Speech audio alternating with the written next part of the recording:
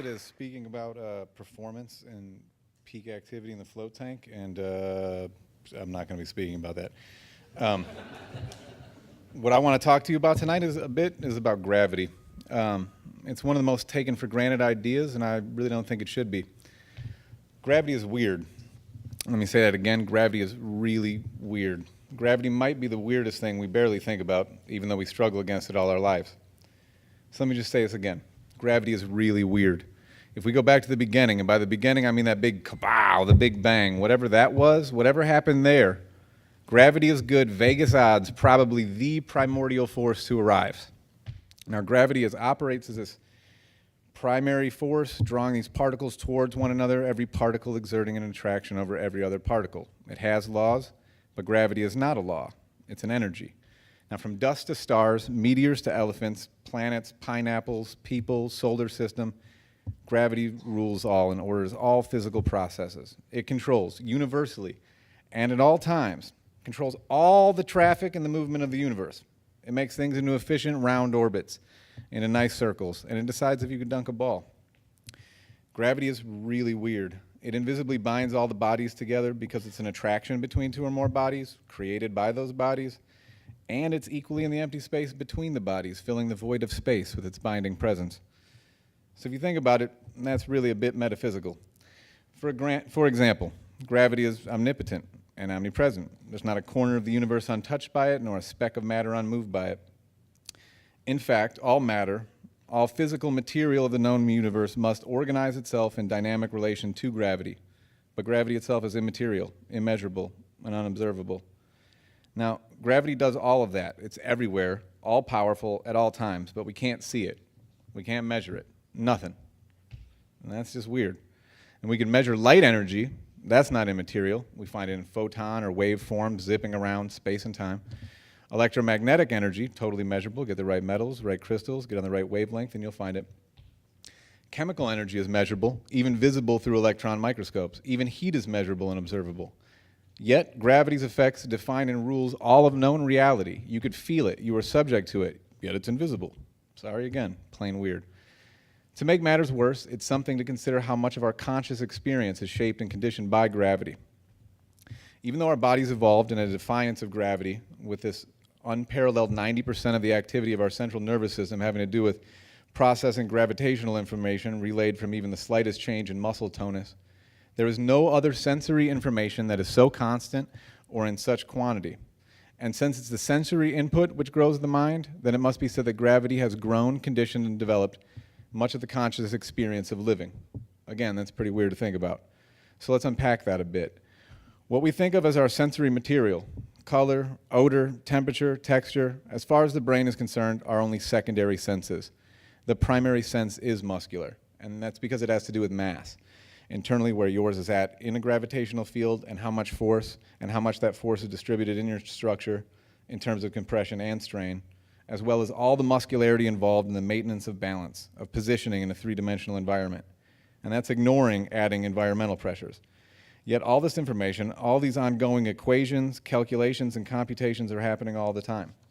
Or as Feldenkrais concluded, the bulk of the stimuli arriving at the nervous system is from muscular activity constantly affected by gravity. So not only is gravity really weird, it's probably the largest sensory input you will ever experience.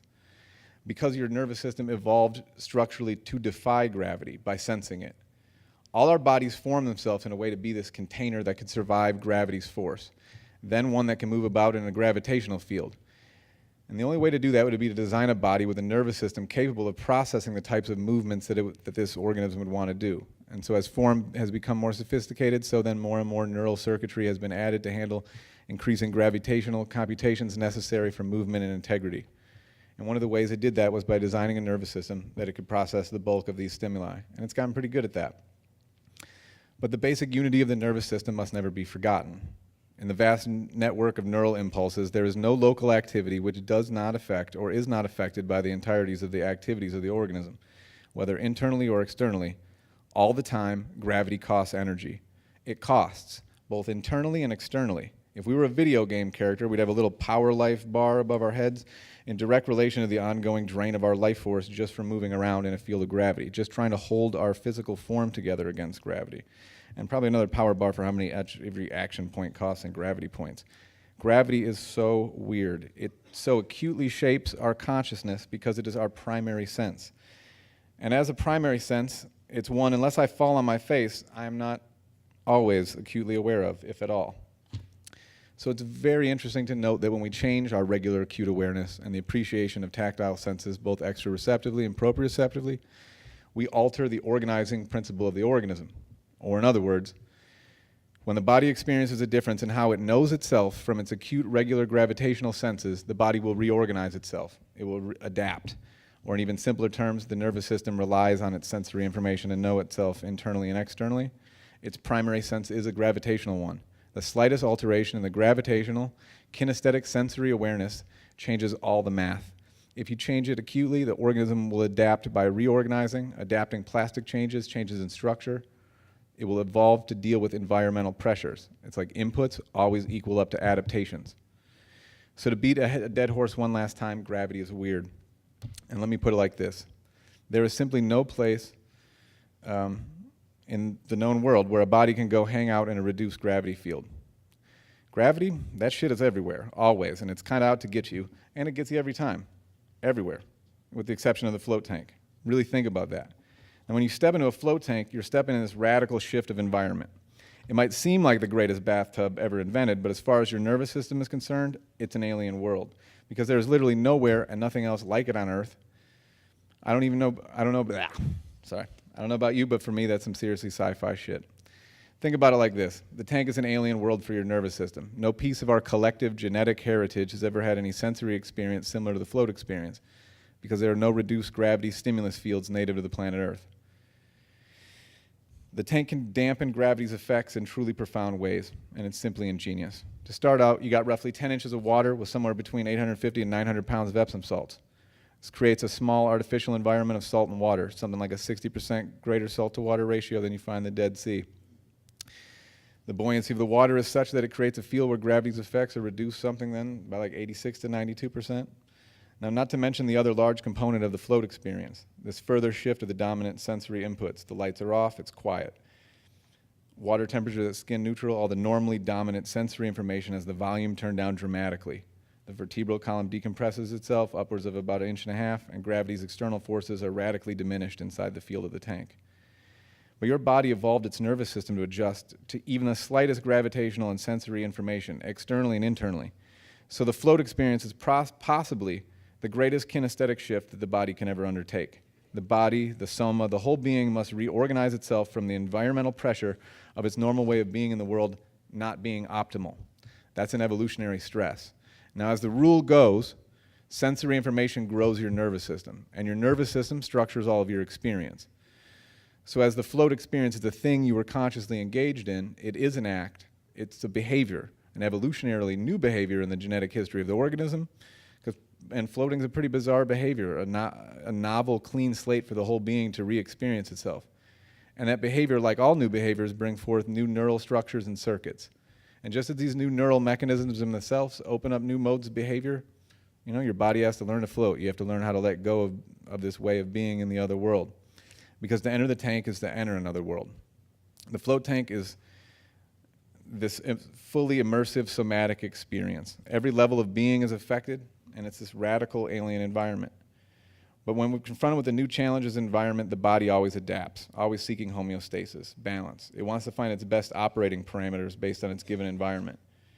Our sensory motor systems of the body are all primarily gravity-based sensory systems. They're all exceedingly complex, sensitive structures that organize the organism to adapt to the environment. The alien environment of the tank gives the body new evolutionary possibilities by challenging it to adapt in new, novel ways to the float experience.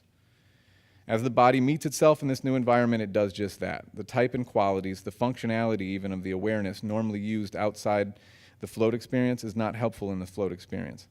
Its left hemispheric dominance becomes defocalized from the shift in gravitational and environmental inputs. The right hemisphere ascends in dominance based on the type of behavior that the body is engaged in the float experience. Brain waves phase, the hemispheres come into a state of hypersynchrony, and more than that, even all the pieces of the brain finally get to meet each other in an evolutionary first and learn to work together in synergistic coordination, all because of the evolutionary challenge of the float experience. As far as our consciousness goes, it's a kind of emergent property of all the parallel information sources from all these different computers, all these different pieces of our brain, which are all just the different levels of the brain talking, basically. The information of each part composes one piece of this symphony of consciousness.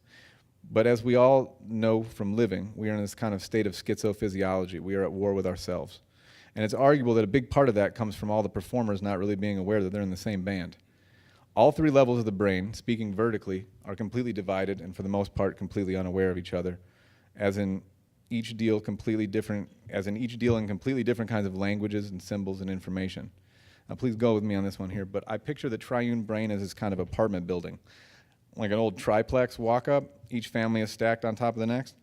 The downstairs neighbors were there when the building was just a one-bedroom unit, and then the landlord decided to build a second one-bedroom unit on top of the first, have them share power, plumbing, all of it. They just never know there's somebody living on top or underneath them. And then he puts another two-bedroom on top of both of them. He must be like the trickiest slumlord ever.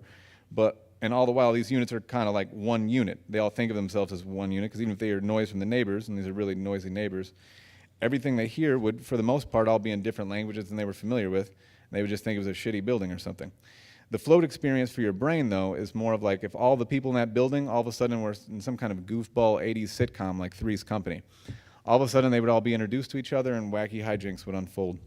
And just like in those shows, everybody all comes together, integrated and in a state of greater hypersynchrony. But whatever it is about the float experience, the temporary reprieve from the standard effects of gravity, when we float, all our normal sensory ways of being in the world are challenged in such that they come into radical new evolutionary contact with all of ourselves. Every aspect of our being is reintroduced to ourselves. Our normal evolutionary biological epistemology is challenged. And the body's response is truly beautiful. It evolves, synchronizes, and integrates the radical change of input and kinesthetic sense, which causes the organism to adapt. And it adapts by deeply reintegrating, increasing capacity, potency, and range. But the vertical and horizontal integration and the hemispheric synchronization is, in my opinion, one of the sexiest things about floating. And there are so many badass things, but the definition for sexy to me with this one is something unique, something truly magical, and something that nobody else has or does. And I've spoken with a couple of neurologists who I've gotten to agree with on this point, that there is nothing else available, no technology, location, or super secret serum available, nothing except for floating to induce these increases in hemispheric harmony and vertical and horizontal neural integration, synergy, and coordination. That's pretty sexy. But in a bigger sense, it's truly evolutionary. I see the float experience as a way to transcend an experience of gravity, one that has shaped all of life on this planet and most of our conscious awareness. Floating is a defiance of gravity, a tool, a means of liberation and inspiration for humanity. Very simply, I believe that every time you float, you evolve. And that when you become a deeper, more integrated, synchronized nervous system, your consciousness deepens and your capacity and possibility increase. And what better way to defy gravity than to float away? So in closing, gravity is really weird, and be careful, it's out to get you. Thank you very much.